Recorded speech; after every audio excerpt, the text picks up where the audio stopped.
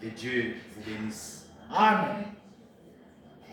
Nous allons rapidement nous tenir debout pour honorer la lecture de la parole.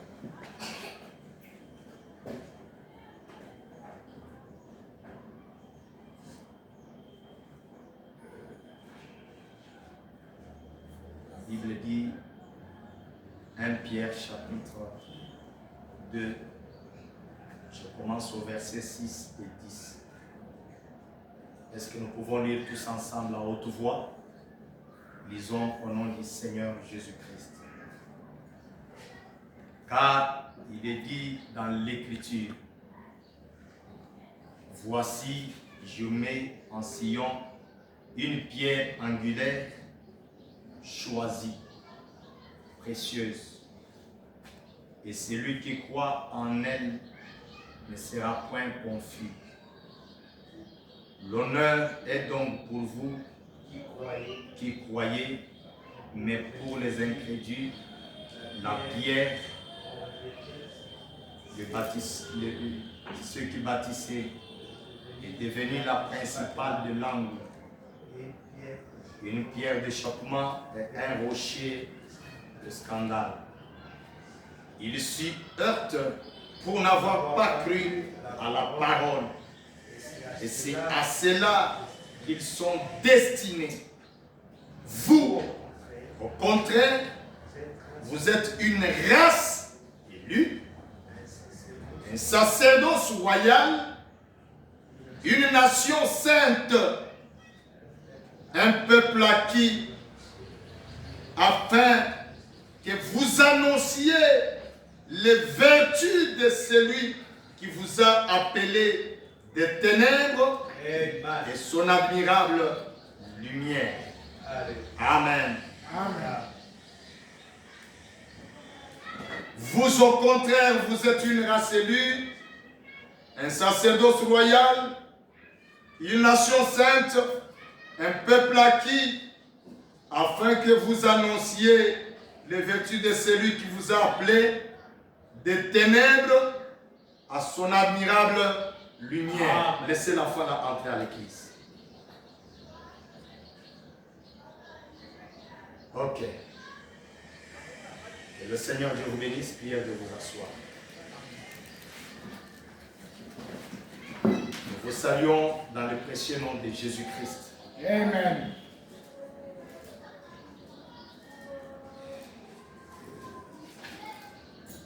Je crois qu'il y avait une note très importante que je devrais annoncer.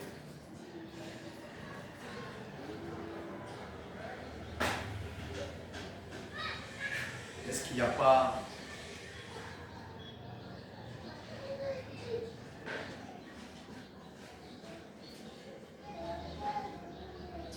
rétablissement? Vérifiez.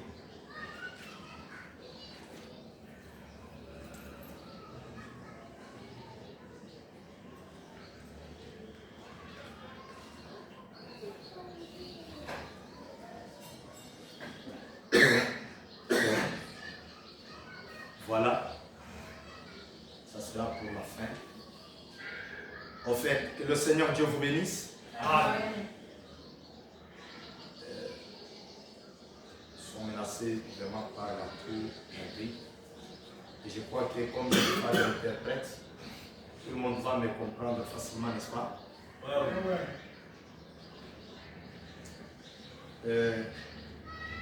Nous sommes en train de parler sur quelque chose de grand qui véritablement positionne l'Église, situe l'Église et nous fait entrer dans une dimension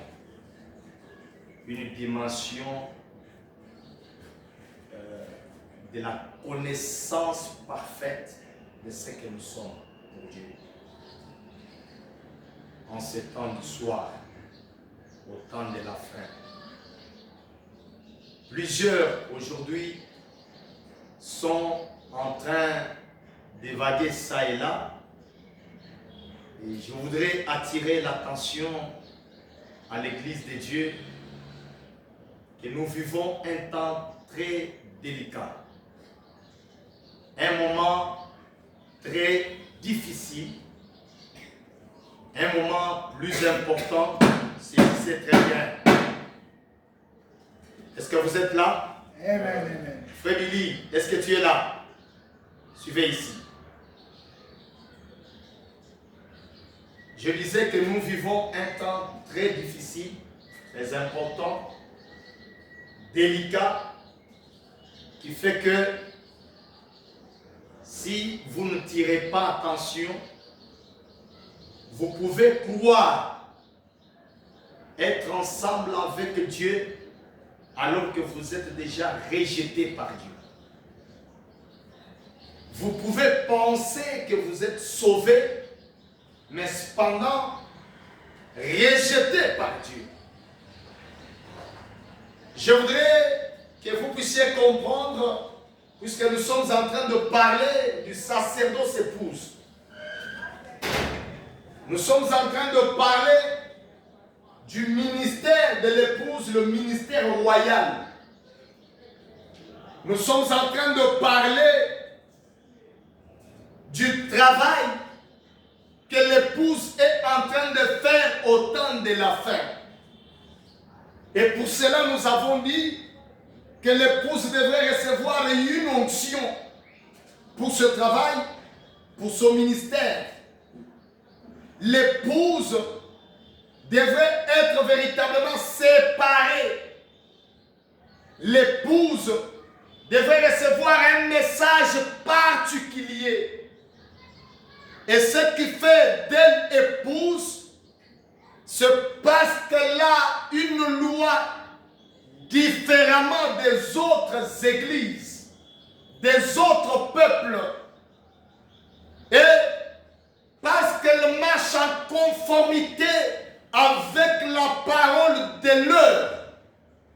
Voilà pourquoi elle est épouse, elle porte la semence de Dieu, elle est séparée, elle est ouée, elle est née sous l'esprit, avec l'esprit, l'inspiration, et elle marche dans l'atmosphère de la parole. Amen. Amen. Elle est une semence prédestinée de Dieu. Et ce soir, j'aimerais que je puisse faire pénétrer une chose. Parce que quand je suis en train de regarder les pasteurs, les croyants, les églises, les prédicateurs, les domaines d'affaires, il semble que tout a échoué. Tout est par terre. Je peux regarder dans la Bible, voir un homme du nom de Saoul. Il était un homme, un roi que Dieu avait accepté. Mais au début, ce n'était pas la volonté de Dieu. La volonté de Dieu, le système dans lequel Dieu voyait Israël, était le système d'un prophète par lequel Dieu dirigeait le peuple d'Israël. Mais malheureusement, Israël avait voulu se conformer aux autres nations aux alentours de lui. Comment est-ce qu'ils faisaient leurs élections? Établissaient les rois? Comment était leur tradition? Comment ils se mariaient? Comment est-ce qu'ils construisaient? Comment étaient leurs églises? Comment, ainsi de suite. Comment ils adoraient? Tout cela, Israël a voulu se conformer. Alors que, dans la Bible, Dieu nous dit dans 1 Pierre chapitre 2 que nous sommes une race élue. Nous sommes un sacerdoce royal. Et qui dit race élue, c'est une race qui est détachée des autres races. Qui est séparée des autres races. Elle est différente. Elle a un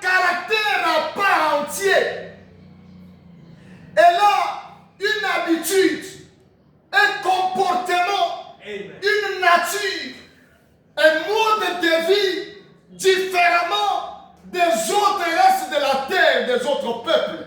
Amen, amen. Et quand nous appelons le message, que le message, c'est cela l'épouse. Le message, c'est cela la parole de Dieu. C'est un mode de vie à part entière qui fait de nous un peuple de sacrificateurs. Mais malheureusement, quand vous entrez à l'église, dans un tabernacle, dans la maison d'un frère, vous n'avez pas à vous situer si vous êtes dans la maison d'un païen, d'une païenne. Si vous êtes dans une église mondaine ou si vous êtes dans une église de la parole. Nous avons le même langage que les païens, les mêmes agissements que les païens, le même comportement que les païens, les mêmes réactions que nous trouvons chez les païens. Mais regardez, cet homme-là, que Israël avait choisi, Saoul, Dieu a accepté qu'il soit roi. Il avait tout. Mais parce qu'il avait désobéi à la loi de Dieu, et que Samuel était parti pour intercéder, Dieu, l'Éternel, dit à Samuel que ne te soucie pas, ne continue pas à te soucier de Saül, parce que moi, l'Éternel, je l'ai déjà rejeté. Il y a beaucoup d'églises, beaucoup de prédicateurs, de pasteurs, de croyants que Dieu a déjà rejetés, mais pourtant, ils sont en vie. Ils font le business, ils prospèrent. Ils sont rois, ils sont considérables. J'aimerais dire à quelqu'un ce soir, fais attention de ne pas marcher, de ne pas côtoyer une église, une sœur, un frère, un pasteur, un croyant qui parfois est déjà rejeté par Dieu. Parfois déjà rejeté par Dieu. Mais on se contente d'être dans cette atmosphère. Quand Dieu rejette une chose, il n'y a plus la bénédiction de Dieu dedans. Quand Dieu rejette quelque chose, c'est déjà vomi. C'est un système vomi et maudit par Dieu. C'est Yikabod. Vous pouvez être là avec quelqu'un bourré de citations. Vous pouvez être là avec quelqu'un qui connaît trop d'écritures. Mais Dieu n'a pas besoin de la foule. Dieu ne fait pas cas de la foule. Dieu ne fait pas cas de la foule, mais plutôt Dieu considère le caractère. Dieu considère le caractère. Et quel était le caractère que l'épouse devrait avoir, puisque nous parlons d'un sacrificateur?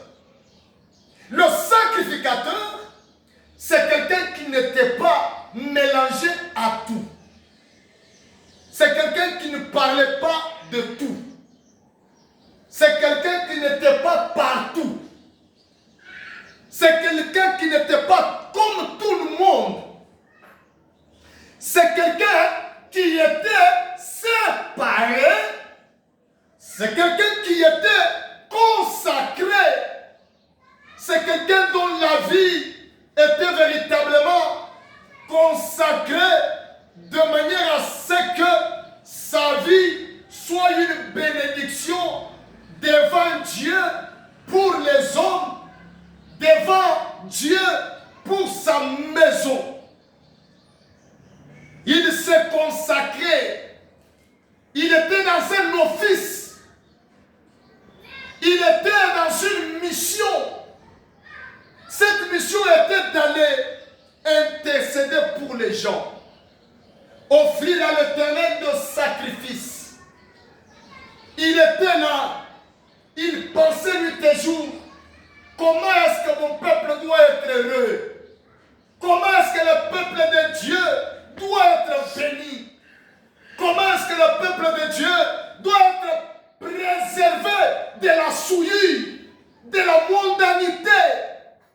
Voilà pourquoi je crois Ézéchiel, dans ce livre, Frère Branham dit que l'ange de l'Éternel parcourait la ville en train de sceller ceux-là qui avaient les fardeaux pour les âmes perdues.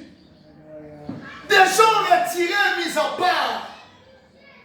Puisque Frère Branham dit que quand il a regardé le monde était tellement couvert de ténèbres partout. Il n'y avait que ténèbres, obscurité. Mais il dit, quand il a percé, il a vu que là, il y avait quelques étincelles de lumière.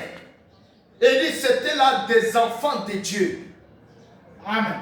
Vous êtes une étincelle de lumière dans un monde ténébreux, dans un monde agité.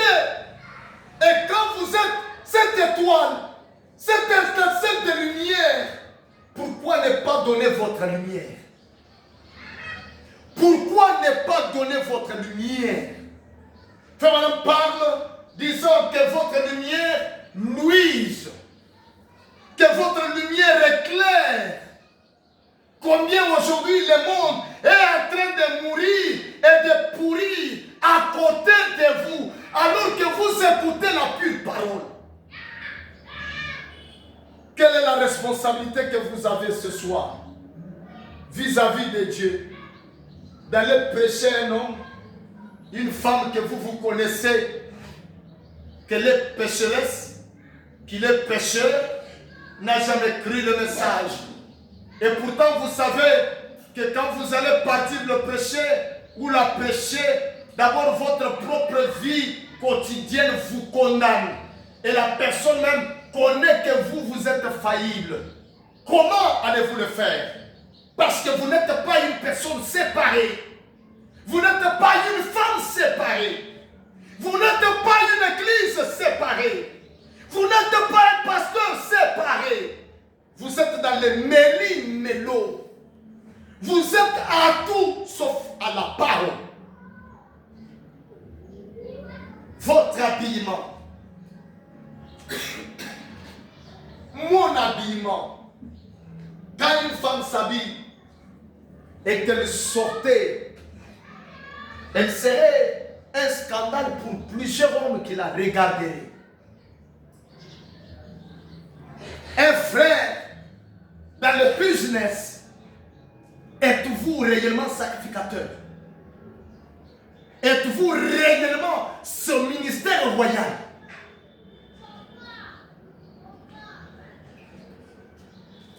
Est-ce que vous l'êtes réellement? La Bible dit, vous au contraire,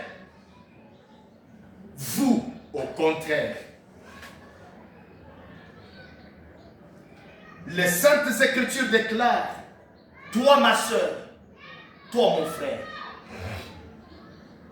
au contraire, moi au contraire, je suis une race élue. Je suis une race élue.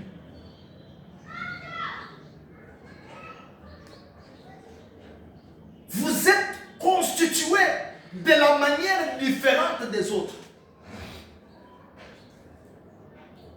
Voilà pourquoi je le disais. Toi, Branham, ne bois pas, ne fume pas, ne suis pas ton corps de n'importe quelle manière. C'est facile de dire, oh frère Branham, l'ange du Seigneur lui est apparu, il lui a dit, cet homme ici, les glorifier, c'est bon. Vous allez vous agiter. L'objectif, la mission pour laquelle Dieu avait gardé William Branham sanctifié et purifié, c'était pour qu'il soit ce vase qui allait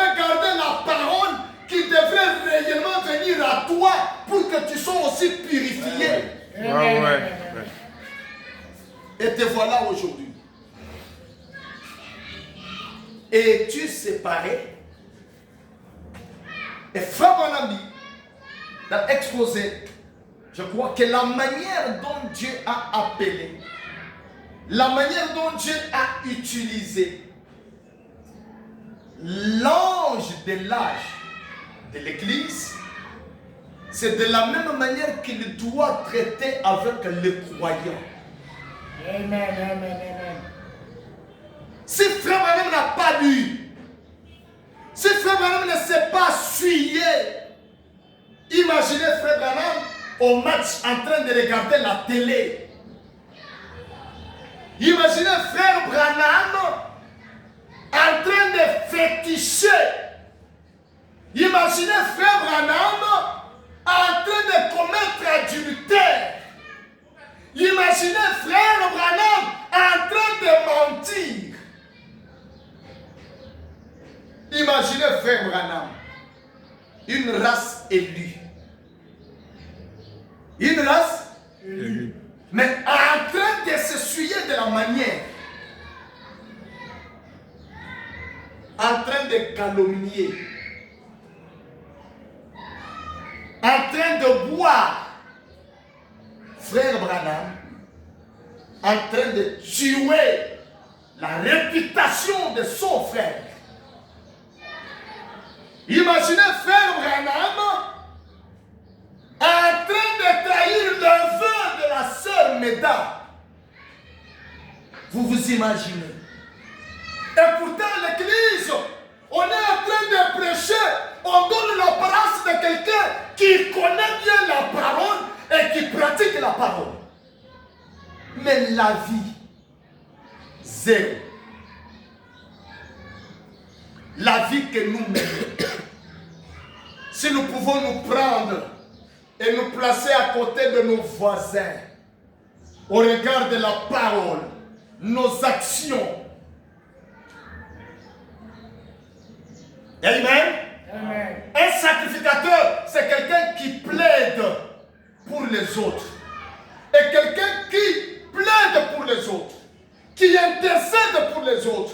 C'est quelqu'un qui est à un niveau de pardonner les autres qui lui font du mal. Dans votre cœur, vous avez des hommes, des beaux-frères, des belles-sœurs, des voisins et voisines. Vous avez des gens à qui vous ne vous parlez pas. Et tu dis que Dieu peut réellement vous parler. Jamais. En quoi nous sommes un ministère royal. Quand vous allez dans une maison royale, vous allez voir que même l'habillement de tout chacun de la famille royale, cet habillement est différent de tous ceux du village, de tous ceux du pays.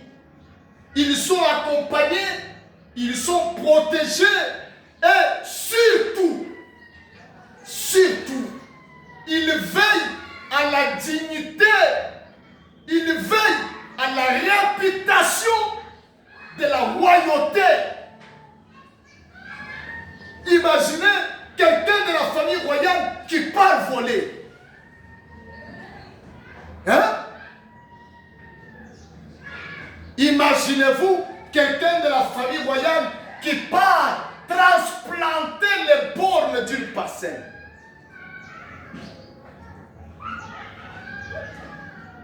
La pression est devenue grande. Il peut sembler que ce soit Dieu veille à des petites choses auxquelles vous pensez qu'il ne tire pas attention. Parfois nos bénédictions sont bloquées parce que nous ne veillons pas aux petites choses dans notre vie. Vous mentez facilement. Nous trompons facilement. Une race élue.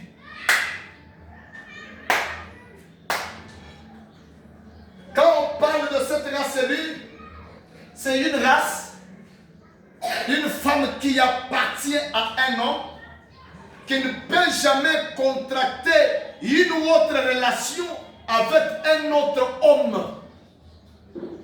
C'est une propriété exclusive et réservée à un seul homme.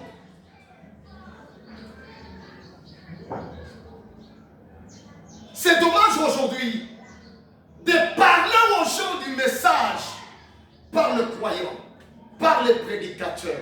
Des choses qu'on ne pouvait pas entendre.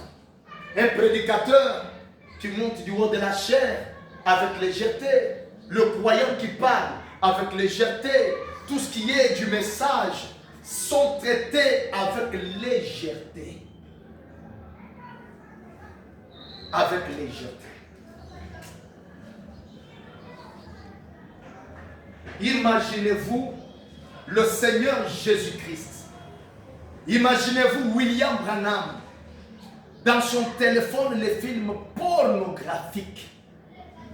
En quoi sommes-nous une race élue?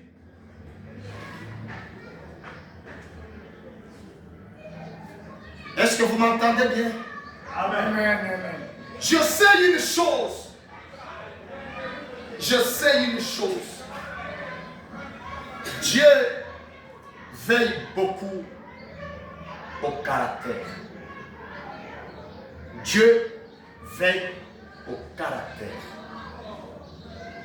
Vous pouvez rencontrer plusieurs femmes sur la route, toutes belles, différentes, d'une beauté éclatante.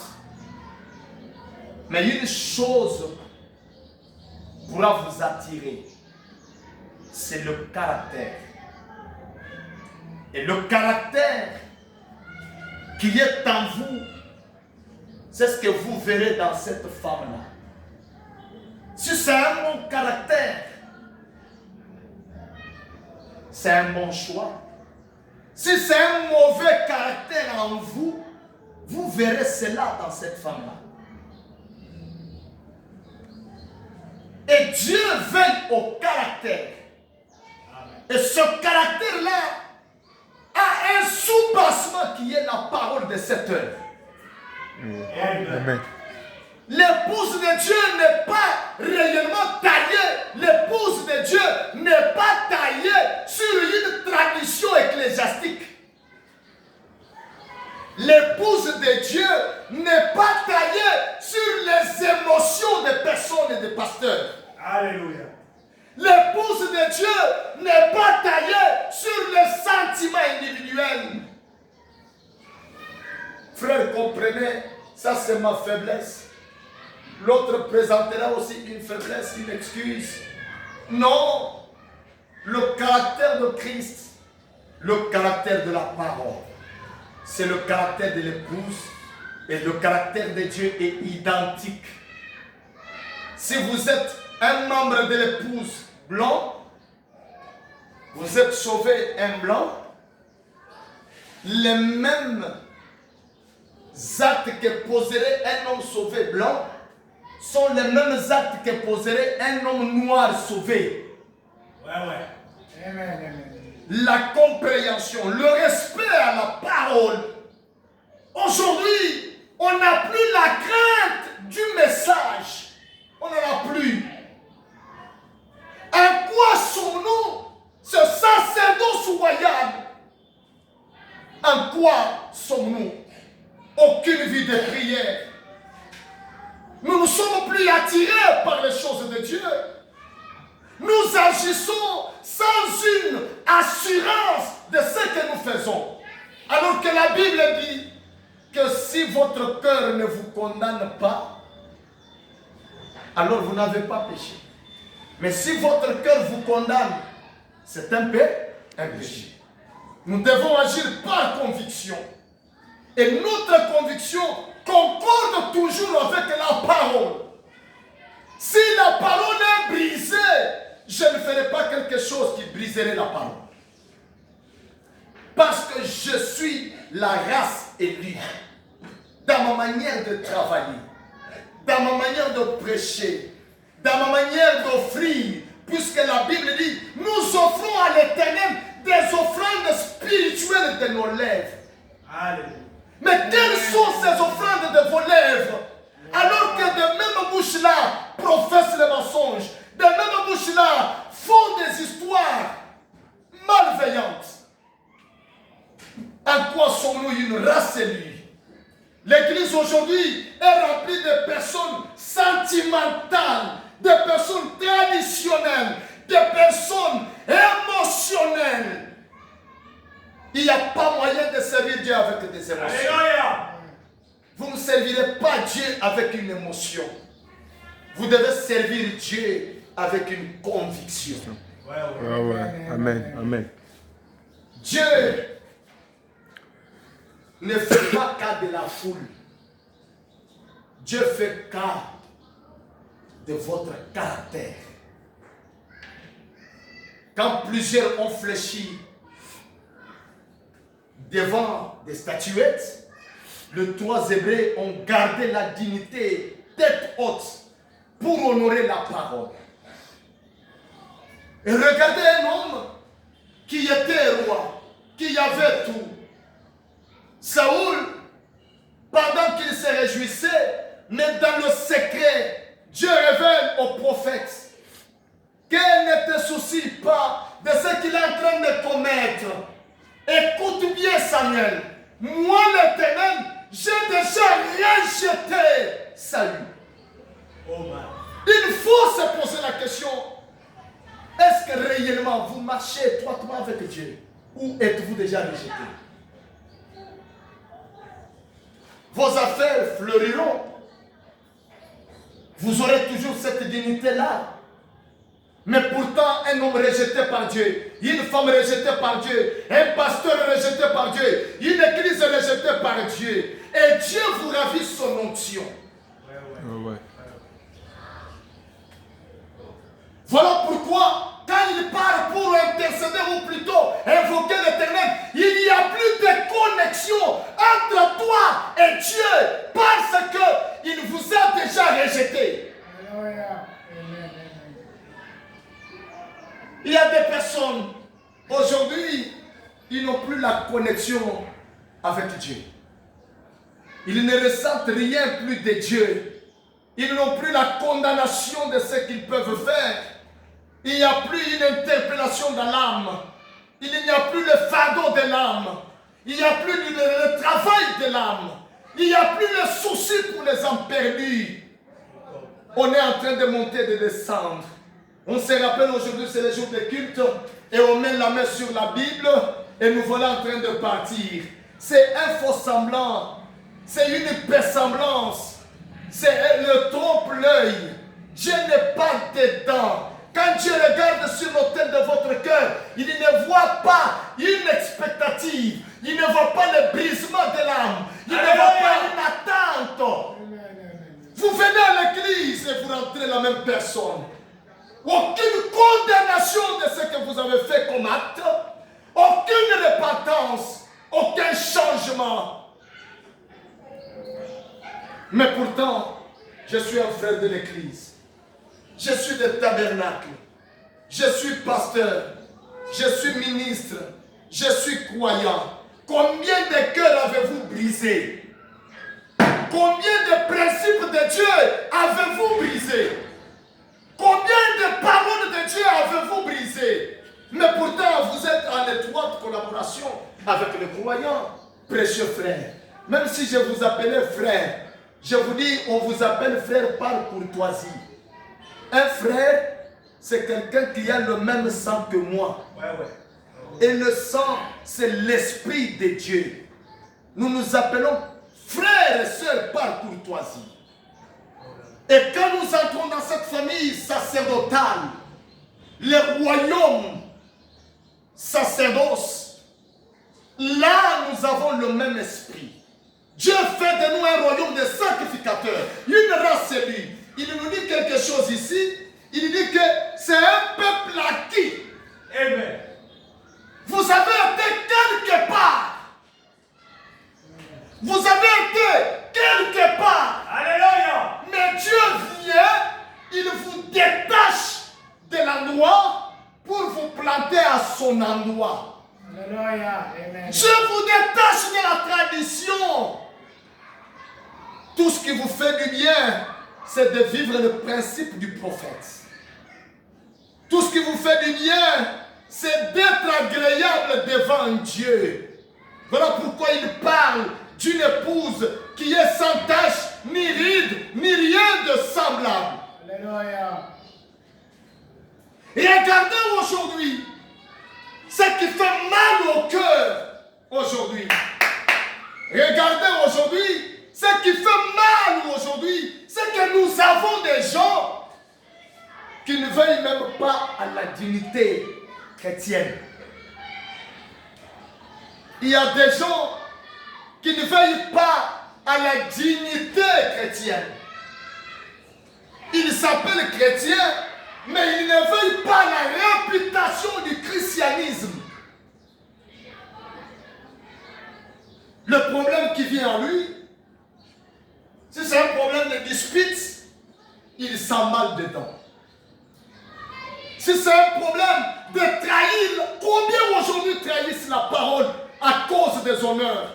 Puisque je veux être connu, je veux être grand, je veux qu'on me connaisse, il faut que je trahisse la parole, que je trahisse un frère, que je brise le principe de la parole, mais pourtant que je sois grand.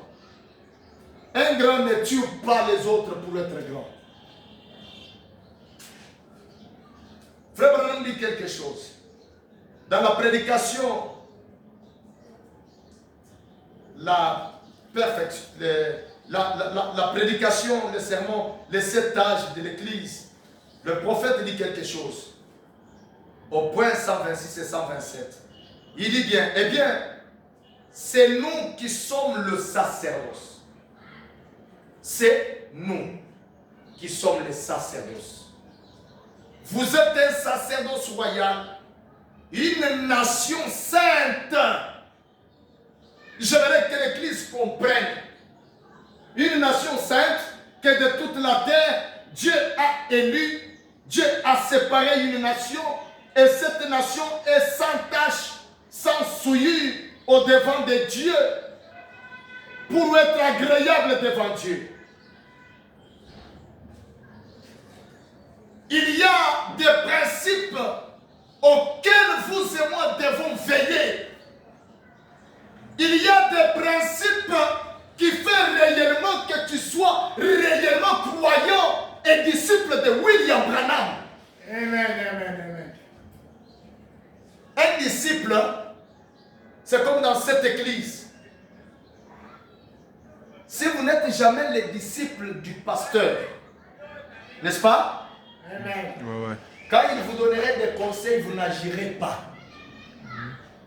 Vous n'obéirez pas. Vous allez comparer. Et quand nous disons que nous sommes disciples du prophète, c'est que ce que frère Branham a dit, c'est cela ma vie. C'est cela ma volonté. C'est cela ma joie.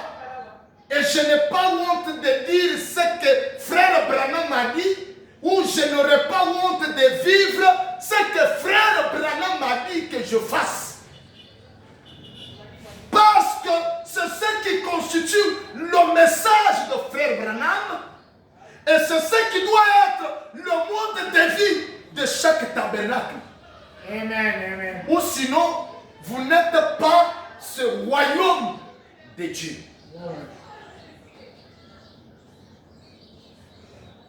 Frère Branham dit, un peuple à qui offrant à Dieu des sacrifices spirituels, les fruits des lèvres qui célèbrent son nom, le nom de Dieu, doit être confessé de vos lèvres. Que si ces lèvres sont saintes, choisies et agréées par Dieu. Frère Branham dit Amen. Amen. Voilà, c'est ça. Bon, maintenant, les jours de la Pentecôte, au même moment, le Saint-Esprit, notre manne descendait. Donc, tous les sacrificateurs, à cette époque-là, sous l'Ancien Testament, quand ils s'engageaient dans le sacerdoce, ils savaient qu'ils allaient recevoir une bouchée de la manne originelle, pas quelque chose de fabriqué, quelque chose de fabrication humaine qui lui ressemblait. Mais ils allaient recevoir une portion de la manne originelle. Amen. Et la manne, c'est la parole. Le Saint-Esprit. Quand vous recevez cela, cela doit vous modeler. Ça doit vous façonner. Une église qui respire la parole. Une église qui aime la parole.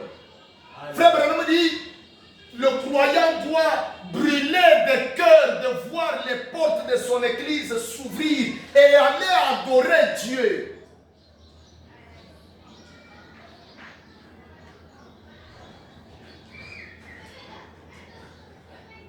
Frère Branham dit, eh bien, il nous a commencé à tomber, le Saint-Esprit est venu comme un vent impétueux. Il y avait là un groupe de gens pleins de dignité. Ils étaient 120 dans une chambre haute, porte fermée, fenêtre baissée. Ils étaient assis là, ils attendaient la promesse. Oui, bien sûr. Ils avaient été avec Jésus.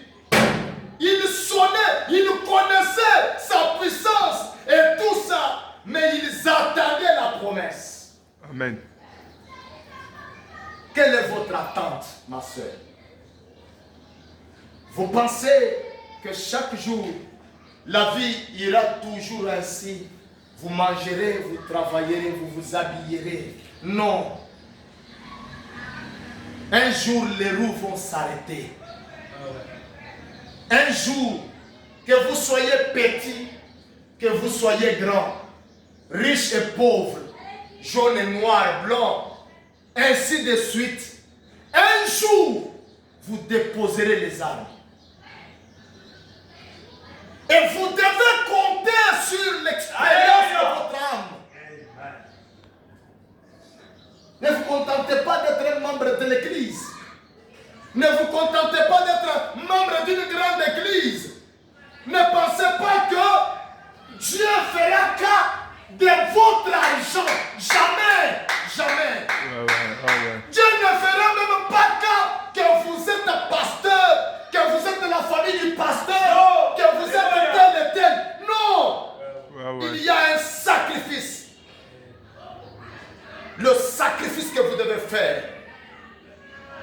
Là où les autres boivent, s'enivrent, toi tu dis non. Et pourtant tu as l'argent. Là où les autres se prostituent, parce que mon prophète, on lui a dit, ne bois pas. Et moi je ne dois pas boire. Il n'est point question de citation. Là où le prophète, on lui a dit de ne jamais aller au stade, je n'irai pas. Et je ne mettrai pas le stade dans ma maison. C'est ça honorer le prophète. Et je vous dis, tout celui qui n'honore pas le prophète est sous une malédiction. Frère Branham dit que tout celui qui se mettrait à contredire la parole qui est sortie de ce prophète de Malachie 4, Dieu lui prive de la grâce.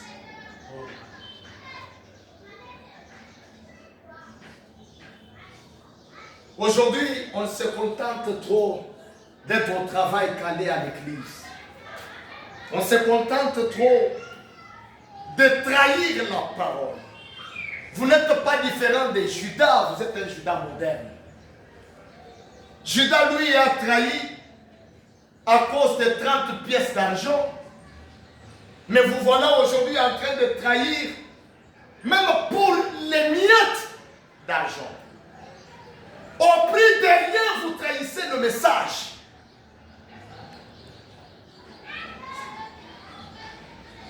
Sommes-nous réellement sa sacrificateur? Êtes-vous réellement sacrificateur?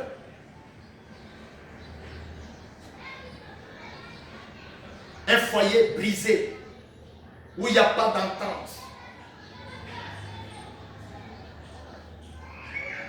Si cela ne dépendait que de votre bonne attitude pour arranger cela, faites-le pour prouver que vous êtes le membre du corps mystique de Christ.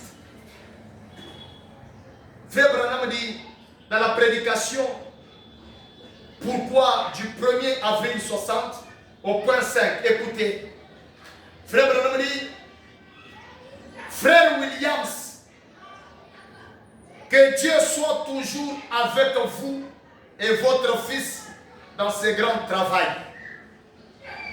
Que Dieu soit avec vous et votre fils. C'est un homme qui servait le Seigneur, accompagné de son fils. Il dit, le frère que voici, les missionnaires, ainsi de suite, combien j'apprécie ceci. Ne vous éloignez jamais, jamais de cela, mes amis. Tenez-vous-en à cela. De se tenir où? À l'œuvre missionnaire. À servir Dieu. Tenez-vous-en à cela, voyez-vous. Ne laissez jamais cet esprit d'adoration et cette sainteté pure s'éteindre parmi vous. Frère Branham implore la grâce. Frère Branham prie et demande. Mon frère, que l'esprit d'adoration. Combien aujourd'hui entrent à l'église, ils regardent au mur, pendant que les autres adorent Dieu, peut-être en train de prier, les larmes coulant, les morts sortant, et vous allez trouver, peut-être lui il est en train de regarder à gauche, à droite, il n'est pas dans l'esprit d'adoration. Quand on est dans l'esprit d'adoration, on s'oublie. Quand on est dans l'esprit d'adoration, on regarde Dieu plus grand et magnifique que toute autre chose. Quand on est dans l'esprit d'adoration, on est humble d'esprit, humble de cœur, esprit brisé et une âme contrit. Amen. Amen. On ne respecte pas ses habits. On n'est pas en train de regarder dans le téléphone. On entre dans la galerie, on entre dans ceci et cela, pendant que l'on prêche. Voilà pourquoi plusieurs viennent à l'église et ils y sortent étant malades. Parce qu'on n'est pas entré dans l'esprit d'adoration. Quand vous entrez, vous franchissez la porte et que vous entrez dans ce tabernacle, vous devez tenir une chose. Je dois être dans l'esprit d'adoration. Alléluia. Et dans une sainteté pure.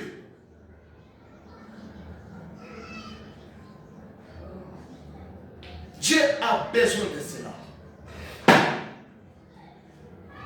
Frère Marie, ne laissez jamais cela s'éteindre parmi vous. Quand je viens, je sens frère Félix en train de prier. Je sens tel autre frère en train de prier. Ça me fait du bien. Cela ravit mon âme. Combien aujourd'hui n'ont plus le fardeau de la prière? Combien n'ont plus le fardeau de la parole? Combien n'aspirent plus à une vie de sainteté plus élevée? Je veux être. Je veux être. Je veux être. Seigneur, parle-moi. Seigneur, sonne mon cœur. Ça fait longtemps que Dieu ne m'a pas parlé. Combien de temps avez-vous fait que Dieu ne vous a pas parlé quelque chose? Et s'il vous a parlé, l'avez-vous fait? Parce que nous sommes une race mise à part. C'est pour un service. Et ce service-là, c'est bénéfique pour un frère, pour une sœur, pour une église et pour plusieurs églises. Et aujourd'hui là, l'église est défaillante à cause des attitudes dans les églises. Regardez le sujet que nous abordons même sur les réseaux sociaux. Les sujets que vous abordez. Regardez les sujets que l'on jette sur les réseaux sociaux. ne sont plus édifiants. Ce sont des sujets qui divisent, qui cassent. Parce qu'on n'a pas réellement compris notre mission. Qu'on devrait être des sacrificateurs pour plaider. On a la facilité de parler à mal d'un frère sur les réseaux sociaux. On a la facilité d'entendre le mal sur les réseaux sociaux. Tel pasteur a fait directement sa part. Depuis qu'il a fait le bien, l'avez-vous publié? Telle sœur a fait directement sur les réseaux sociaux. Il y a tel mariage et vous voilà en train de publier. Vous publiez sur une histoire qui n'a ni tête ni cœur et qui ne peut jamais aider votre âme. Alors que vous devriez avoir plus de temps dans la consécration.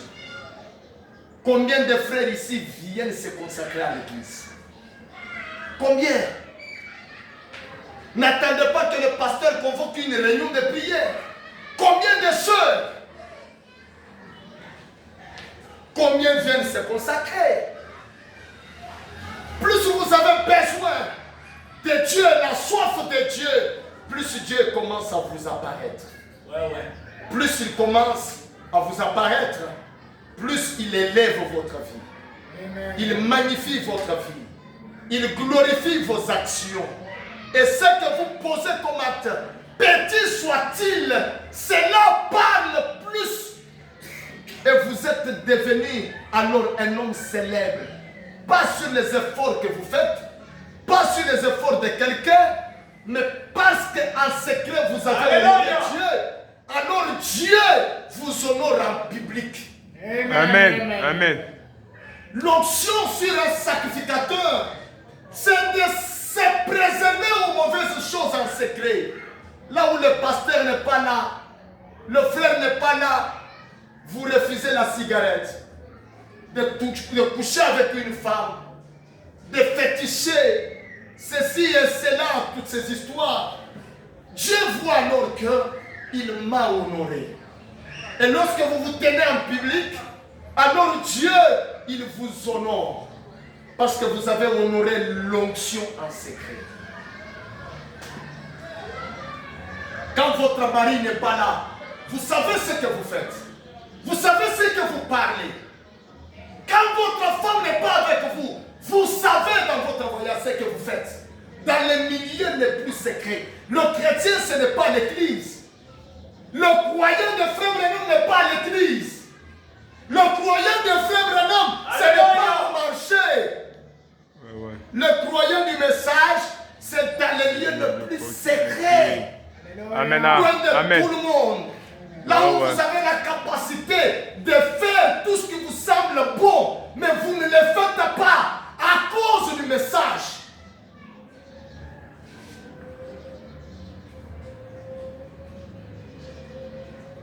Un croyant qui s'absente à l'église pour le football.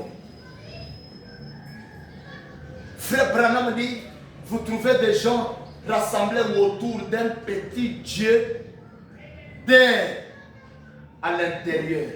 Ils adorent ces ballons-là. Frère Branham qui dit, et un croyant de frère Branham, qu'il soit pasteur, administrateur, qui est en train de faire ça, il fait quoi? Il se moque de frère Branham. Il se moque de cette onction. Quand vous prenez votre bouteille d'alcool là, vous vous moquez de frère Branham qui s'est consacré, qui s'est privé toutes les jouissances du monde pour avoir un message à vous apporter. Et il vous apporte le message. Voilà la vie que vous menez. Une femme qui n'est pas domptable. Ma soeur, écoutez.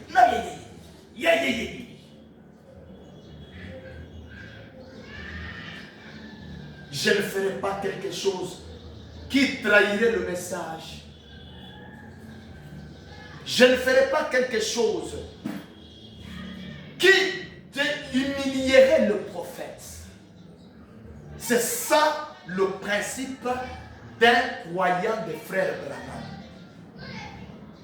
Je ne dois pas faire quelque chose qui doit humilier le prophète, qui s'il était là, il n'apprécierait pas ça.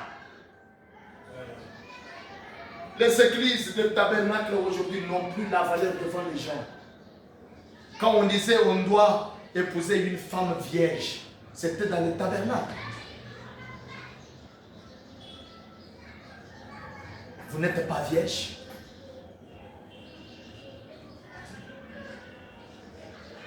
Vous allez à l'église, vous allez tromper. Vous pouvez tromper un homme, mais retenez que vous ne tromperez pas Dieu.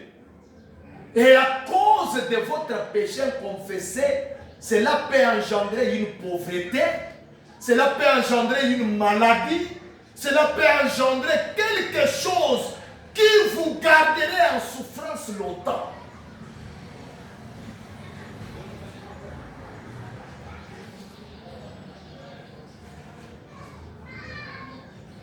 L'église aujourd'hui est vide.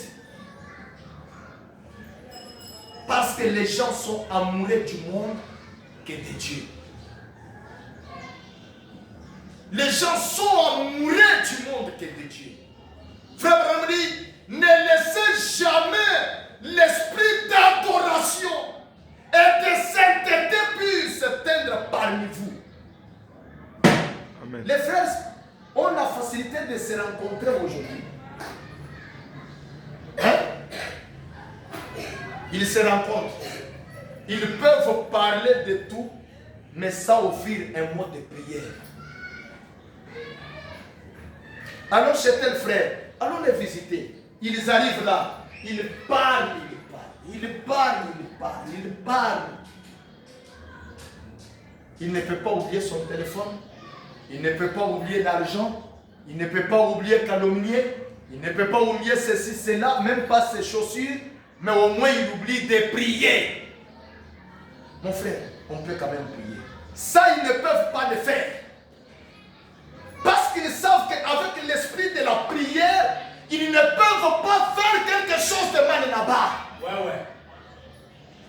Les sœurs qui vont visiter, consoler une sœur à la maternité, quand ils arrivent, ils commencent à parloter, mais jamais prier. Jamais. Et je ne sais pas si autant de sœurs peuvent prier à haute voix. Je ne sais pas. Dites seulement aux sœurs de prier, elles vont balbutier. Amen. Jamais prier. Vous êtes faibles. Mais retenez que le diable n'aura jamais pitié de vous. Le diable n'aura jamais pitié de vous. Que non parce qu'il est faible, il est malade, je ne peux pas le tuer. Non, non. Le diable, lui, sa mission, c'est de vous achever. Le prophète dit, gardez cette lumière toujours allumée. Car c'est la corde de la sécurité de l'Église. Amen.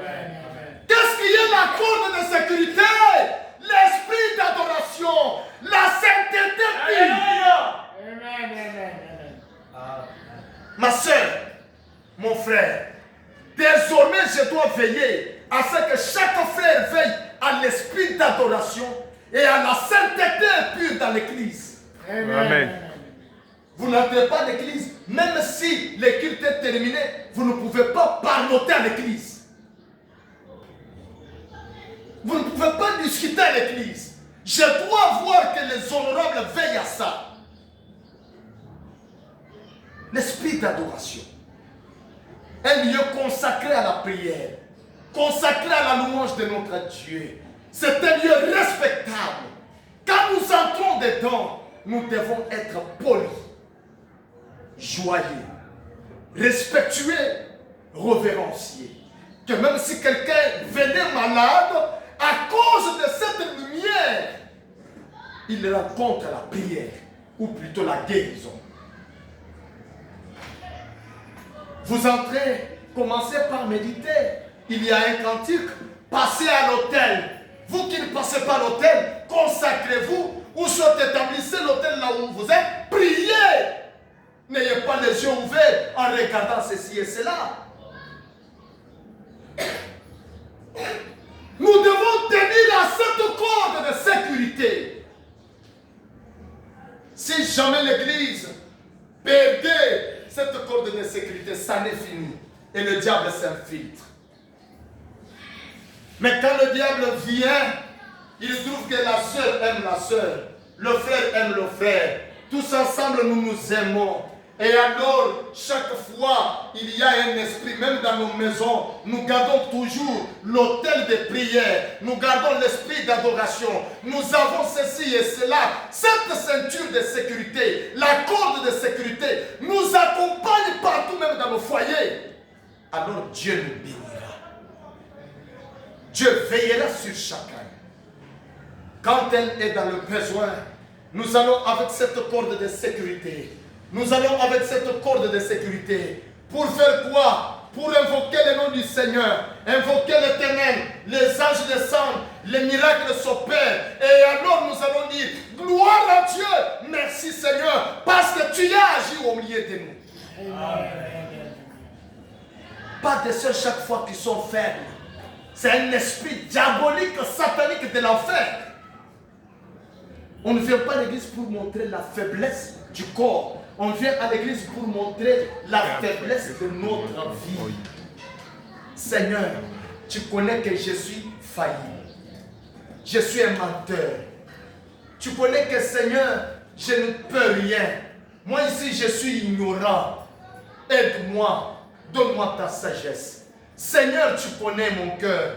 Je suis une femme qui a un caractère léger. Je suis un homme qui ceci et cela. Je suis ceci et cela. Plus tu es sincère, comme des croyants étaient partis au temple, l'un a commencé à dire, Seigneur, tu connais, moi je suis bon, j'ai toujours fait de bonnes actions, je suis ceci. Et l'autre qui a commencé à prier, il a montré ses faiblesses, il a prié. C'est à lui que Dieu s'est révélé. Ouais. Qu'est-ce que vous venez faire à l'église? Dieu n'aime pas une prière égoïste. Est-ce que dans vos prières, vous priez pour les autres? Vous restez longtemps à la télé, vous restez longtemps dans des causeries, dans des loisirs, et vous y quittez sans force de la prière. Vous allez dormir. Aucune citation. Combien de sœurs ici ont lu leur Bible? Juste lire la Bible. Un verset seulement. Combien? Ne pensez pas que Dieu ne voit pas. Dieu veille à tout. Dieu regarde. Dieu observe. Amen. Amen. Amen. Amen. Nous allons nous tenir debout. Frère Branham dit, gardez cette lumière toujours allumée. Car c'est la corde de sécurité de l'Église. C'est vrai. C'est Christ dans son Église. C'est Christ dans son Église. J'aimerais que chacun comprenne qu'il a un fardeau désormais pour cette Église, pour les frères et sœurs. Et vous devez réellement prier les uns pour les autres. Vous consacrer les uns pour les autres. Intercéder les uns pour les autres. Dieu ne fait pas cas de la foule, mais plutôt il considère le caractère. Et le caractère est taillé sur la parole. Et c'est cela que Dieu regarde. Dieu a besoin de voir l'ensemble des principes, l'ensemble des promesses aujourd'hui être manifesté en vous. Le Dieu qui a été manifesté en William Branham ne devrait pas s'arrêter à William Branham. Il devait venir à vous. Mais comment doit-il venir à vous si vous êtes souillé? Nos mains levées, le cœur tourné vers le Seigneur. Est-ce que tu peux parler à Dieu? Prions tous ensemble.